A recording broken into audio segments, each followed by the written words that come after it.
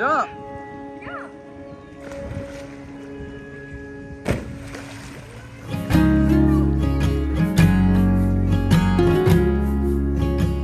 Get out. Come by, come by, come by. Get out, get out. Get out. To me, to me. To me, to me. Push, push. Come on, Romeo. Come by, come by. Come by, come by, come by, come by. To me. To me, to me.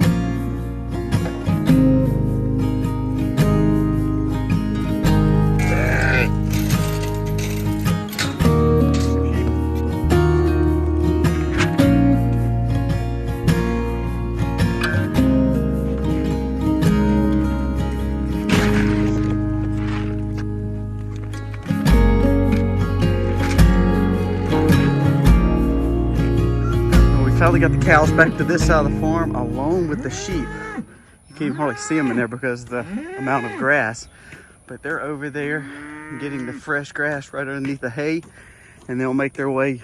They have a lot of grass in this field to actually eat. That'll give this field some resting time, and all this is still growing really good.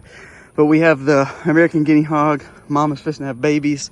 We also need to take that extra hay bale over there, and we're gonna scatter it over this dirt pile because they've been laying on it, dropping manure on it. Now we're gonna put some bedding in it, and then that way by next year that'll be lush green Bahia grass. We had a challenge moving the sheep. They usually are the easiest when they start all going, but the babies didn't want to move.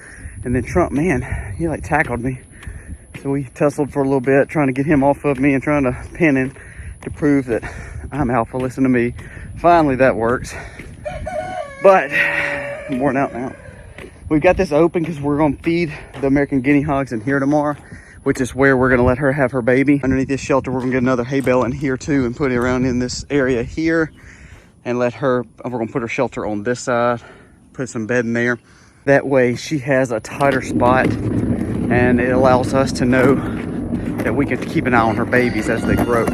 We thought about taking these piglets out, letting this rest for a little bit and putting them over here, letting them just graze and kind of root up all this. So we haven't ruled that out.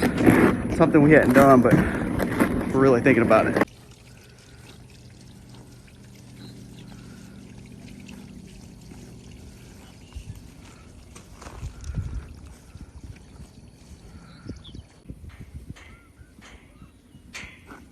This is how we feed the garden, just right here. So we've got these new pullets, and they're going over where the garden was, where some grass grew, and also where the potatoes were.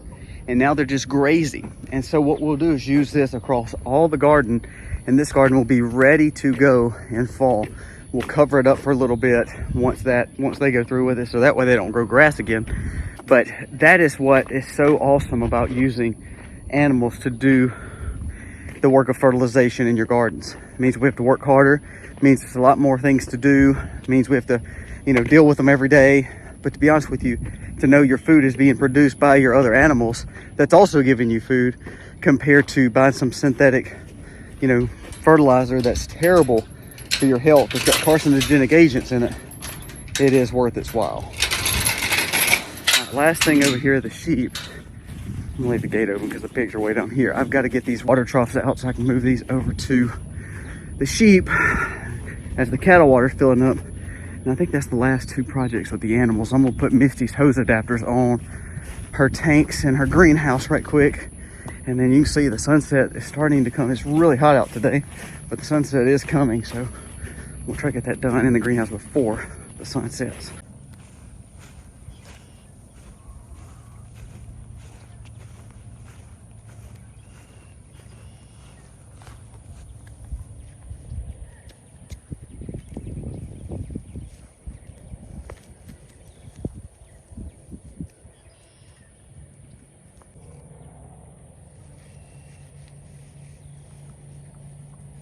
Another thing, I did not move them in the morning. The reason I moved them late is because this does have a good bit of clover. It does have a lot of grass. And if I'd have moved them in early when it was raining and nasty, that moisture on that grass could have caused them some problems with bloat, could have caused some problems with their ruminant, sour in their stomach. So what we did is we waited till the afternoon after the rain's done, sun's on it, and kind of dried it out as much as possible before we moved them. Plus they've had a whole day of eating. So yes, they're eating a little bit and they're grazing, but they're not going to cause their stomach issues, hopefully, like they would if I would have brought them in this morning when it was raining nasty in this tall grass. Tall grass is great, and plus they'll knock those seed heads off. They'll eat what's underneath, stomp the rest, make for a better paddock. However, tall grass, remember, when it rains, parasites on any grass, if there is any parasites, they tend to come to the top.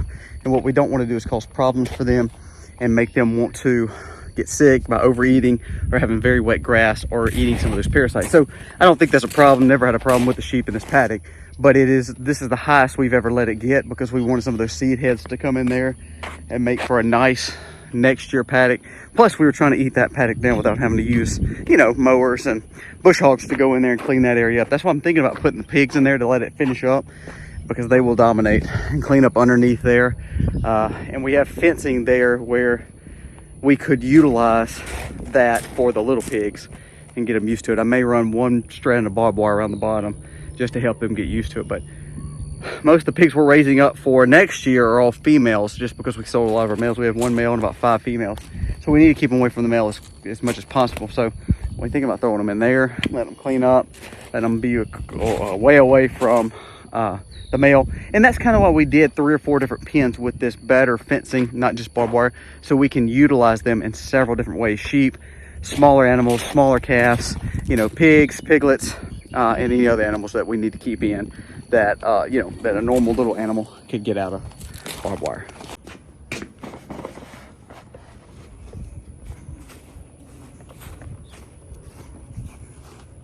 So here's the 2 tanks Misty's got them filled up. They cleaned them out the other day, and we set them up. She's been kind of diluting them. So we're gonna go and get the ends on it so that way we can hook a hose to it, have gravity fed water. And then as these get ready to finish kind of diluting out, you can still smell these were organic for outside. So we didn't want to cause any problems with the fish or diluting for, you know, our crops. So we just keep running water in it. And every time we run water, it gets a little bit better.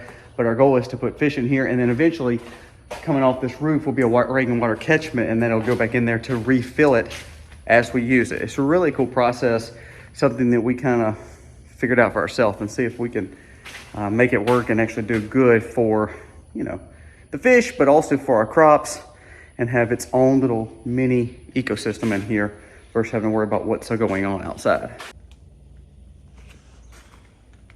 I gotta get out of this greenhouse. It's miserably hot. We've got the spigots on. I did not have enough glue. We had some plumber's tape, so I used plumber's tape, which is what they send. But we'll let it sit for a little bit and come check it later. If it leaks a little bit, it's not a bad thing, but we've got to clean all this up. We're gonna bring a hose in here and clean it up this weekend. And we've got the raised beds coming in tomorrow, so we're gonna start building some of those.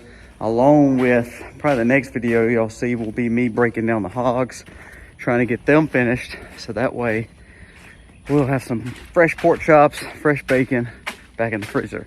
We have tons of sausage, but we're kind of getting low on the other things such as pork chop, bacon, and Boston butt. So that's our focus on the next few days. Cows are done, spigots are done. Unless my wife tells me I got to keep working, I'm calling it a day. I'm tired. The kids are in the pool. We're gonna go try to have a little fun, try to rest and relaxation a little bit before we do it all over again. Guys, thank you for watching. God bless.